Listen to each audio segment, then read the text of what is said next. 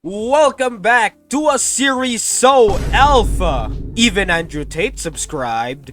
In today's video mga kaunggoy, pag-uusapan natin si Norman Mangusin na naman. Welcome back to a brand new video sa legendary series dito sa pag-uusapan na naman natin si Norman Mangusin. Hanggang ngayon, trending pa rin siya at may mga bagong updates mga kaunggoy. Without further ado, let's begin! Let's up those numbers! Alrighty mga kaunggoy, it is I, Manong Jaire. You know how it is.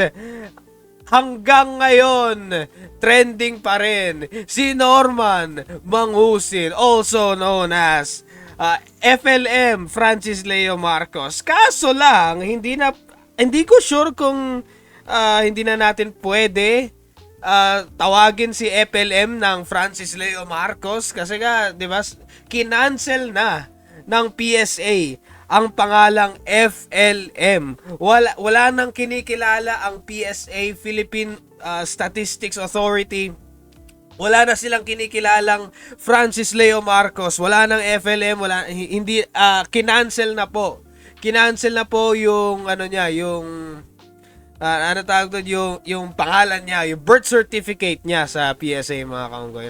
So, ang pinaka-official na pangalan na lang niya is, yun nga, Norman Mangusin. Yun na yung pinaka, ano niya, yun na yung pinaka main, or yun na yung pinaka-original niya na pangalan mga kaunggoy. And, naalala ko lang, meron sinabi si FLM na hindi na daw siya masyadong mag-YouTube, hindi na daw siya magso-social media, hindi na daw siya magiging active sa mga live stream, hindi na daw siya magiging active masyado sa live, sa videos, kasi daw busy daw siya sa mga negosyo at sa humanitarian niya mga kaunggoy. Busy siyang tao mga kaunggoy. Kaso lang, if you would check his YouTube account mga kaunggoy, as you can see, ayan o, ang dami niyang mga recent na uploads mga kaunggoy. So much for hindi na daw siya magiging active sa social media, hindi na daw siya magiging active sa YouTube mga kaunggoy. Pero here he is, nandito siya, 5 hours ago, 6 hours ago, 14 hours ago, 1 day ago, 2 days ago, 4 days ago. Masyado lang mahal ni Lord. Okay, 4 days ago, 6. Actually, showcase ni Makagago to na kumbaga pinakita niya yung mga dates at yun nga, sabi ni FLM, sabi ni Norman Mangusin na hindi na daw siya active sa YouTube kaso here he is.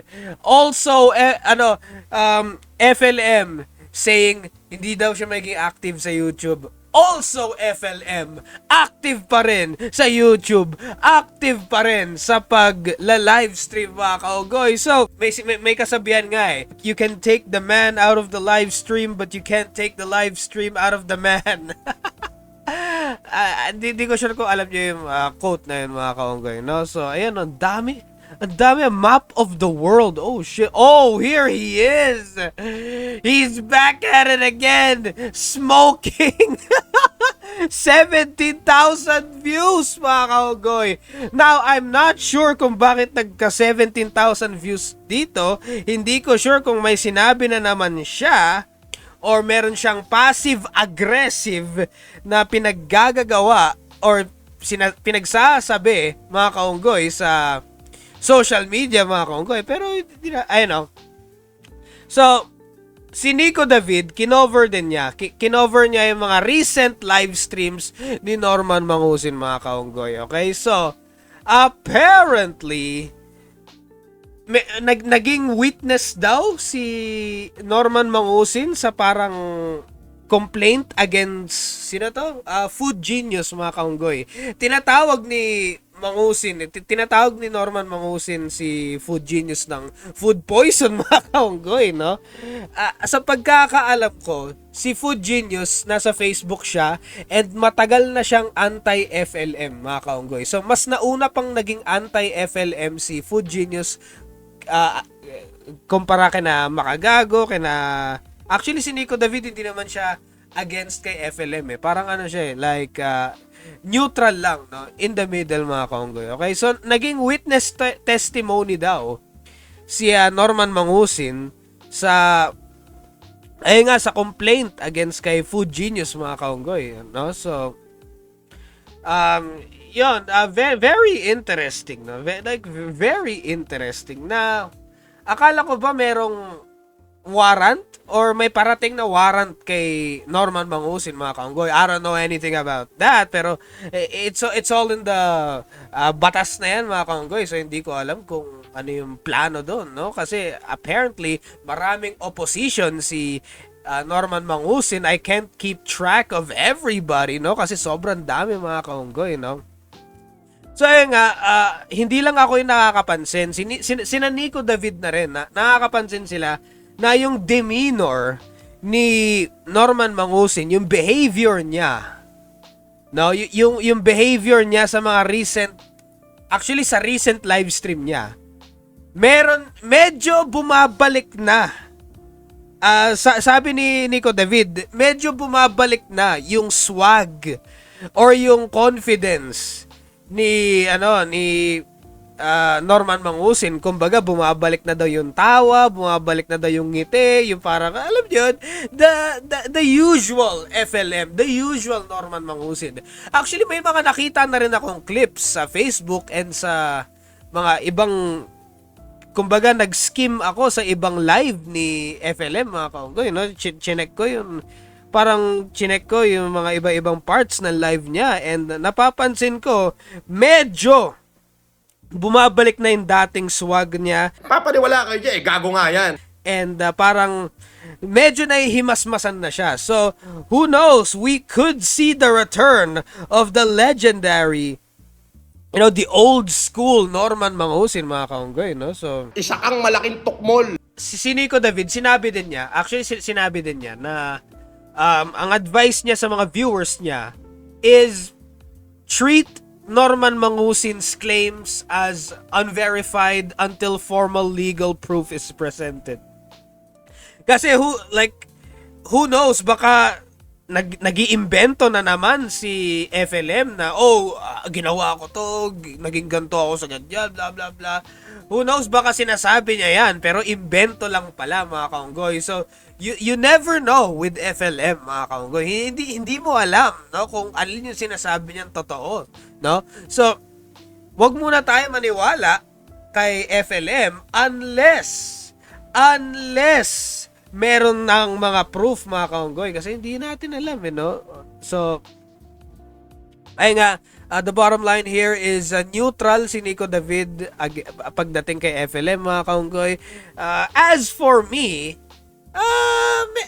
medyo neutral, pero I'm still giving FLM a chance. If maybe, probably, I'm not sure, if ever man na siya pala yung tama sa lahat ng mga pangyayari dito, mga kaunggoy, then, let's probably give him the benefit of the doubt, mga kaunggoy. Di ko alam. I'm just in the middle. I'm just commentating on the things that are happening.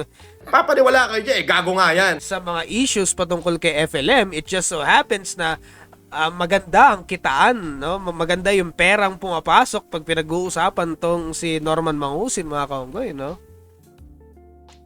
So ayun nga, marami ding defense mechanism. Si Nico David, apparently na-observe ni Nico David. Actually, panoorin niyo yung video ni Nico, yung live stream ni Nico David. May napapansin siyang behavioral change and defense mechanisms sa demeanor ni Norman Mangusin, mga kaunggoy. Hindi na siya kasing explosive as noon eh. Galingan mo pa, putang ina mo! Hindi na siya parang yung, lahat kayo, ganito, ganyan, no? Medyo nagiging passive-aggressive na siya, no? Na parang kalmado yung tone niya, pero may pinaparating siya sa mga iba niyang sinasabi, mga kaunggoy. Oo! If you would check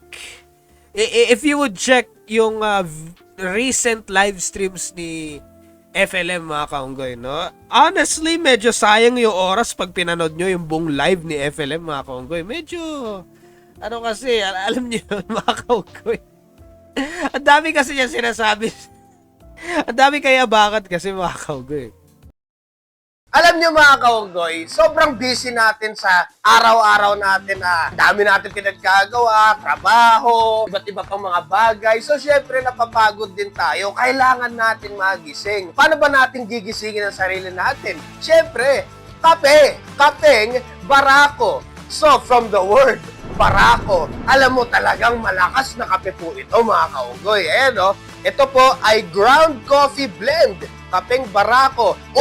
Galing Batangas po ito mga kaunggoy. So, Batangas na kape.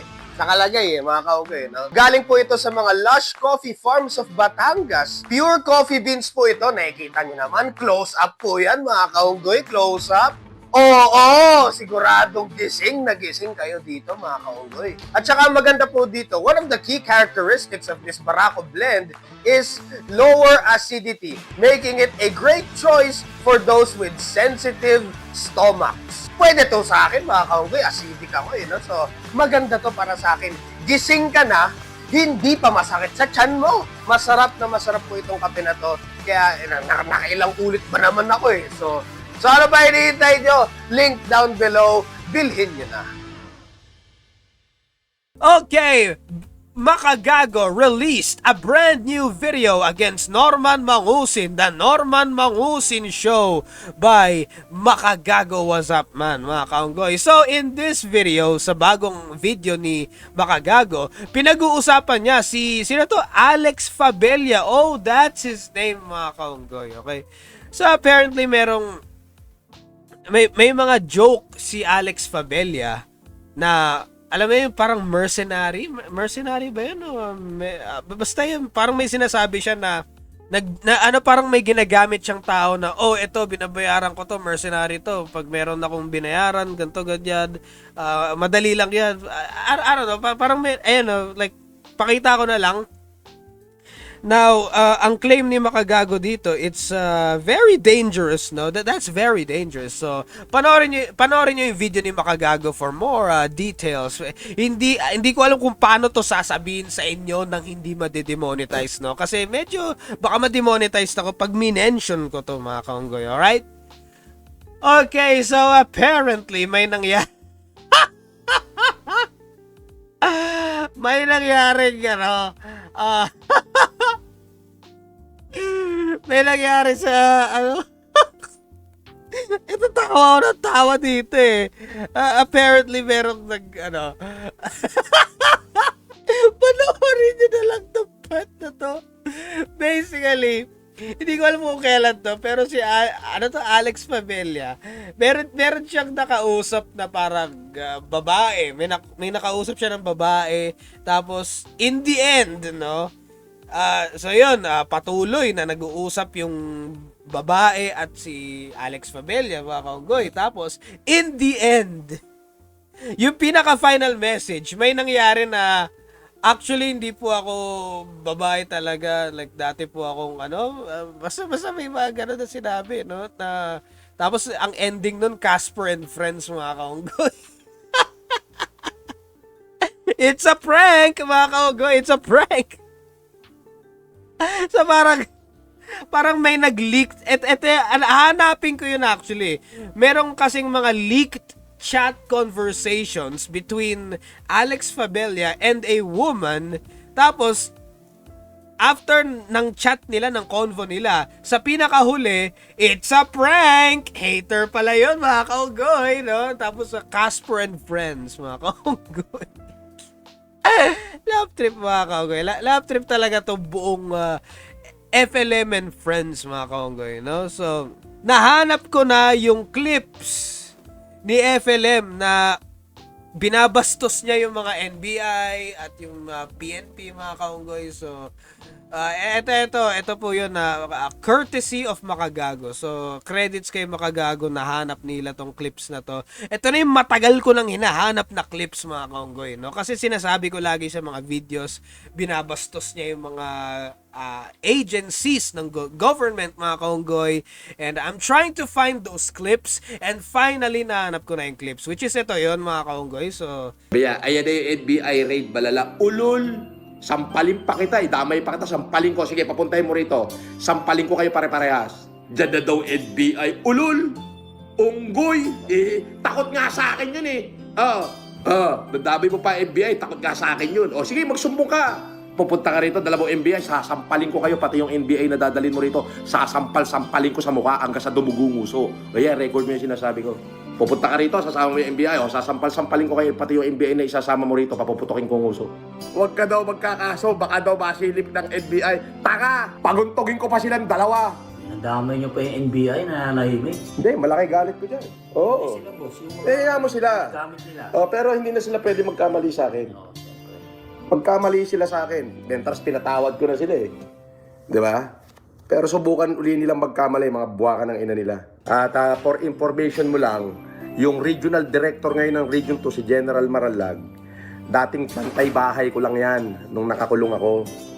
Oo, siya yung bantay bahay ko, yung tigadala ko ng damit nung nasa kulungan ako. Mabuting tao rin naman yan.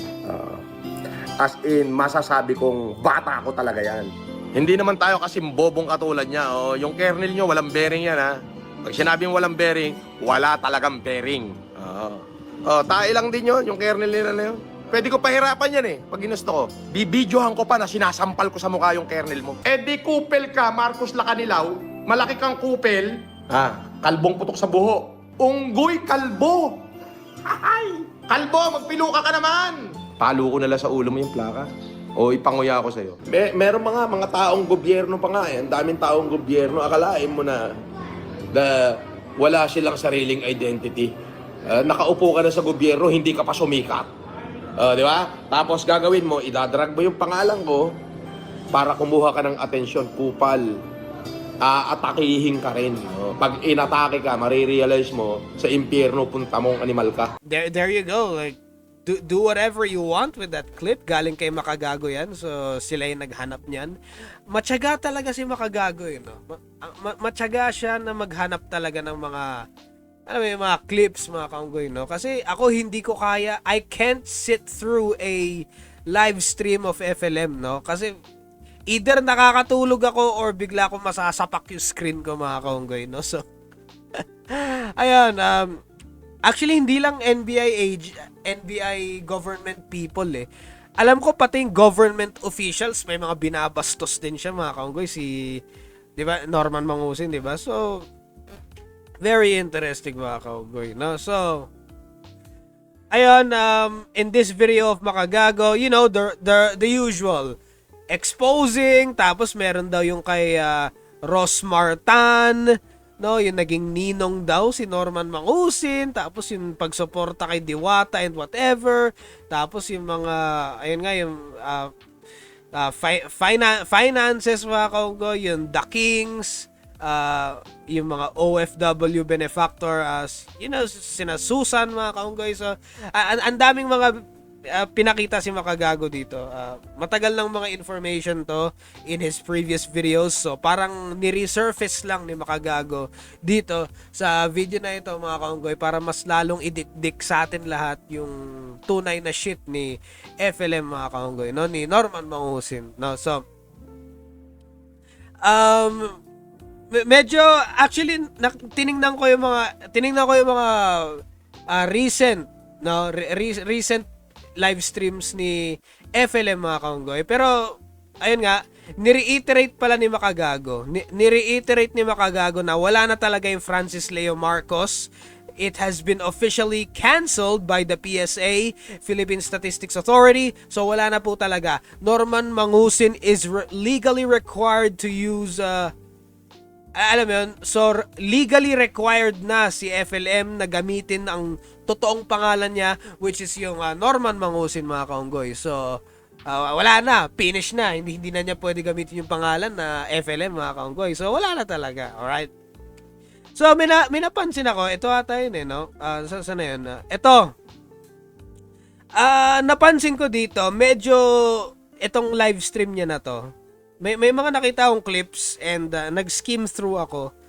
Napansin ko yun nga, medyo bumabalik yung dati niyang kayabangan, So, I will be awaiting. Ay, ito pala. Oh, bumalik na siya sa kainan, no? And ang balita ko, like, palipat-lipat daw siya ng city, mga kaunggoy, no? So, parang, hindi ko alam kung may iniiwasan siya or what, pero that's the thing, mga kaunggoy, no? Marami kasi siyang oppositions, mga kaunggoy.